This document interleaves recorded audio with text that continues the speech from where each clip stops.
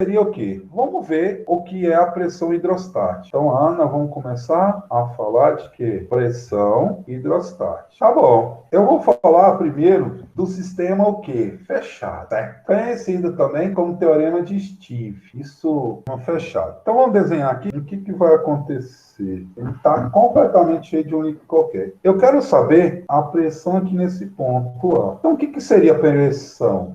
Nós já estudamos, seria a força sobre a área. Mas a pressão que está sendo exercida não é sobre esta área? Não, não é. Então, eu já tenho uma área, eu já sei que a pressão está sendo exercida, né?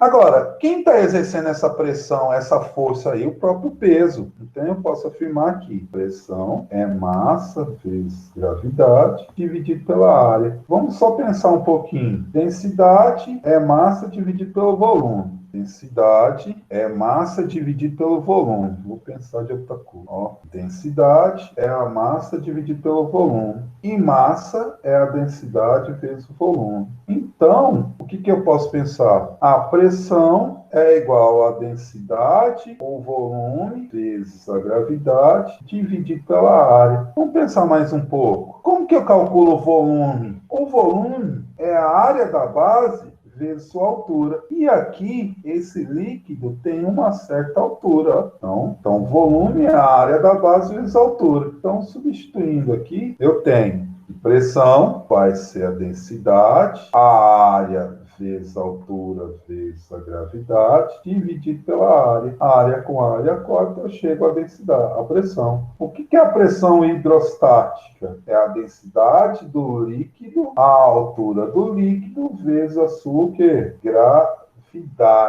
Isso é a pressão hidrostática, tá? Nós temos aí chamada teorema de Steve, que fala o seguinte, só a nível de o teorema de quê? De Steve.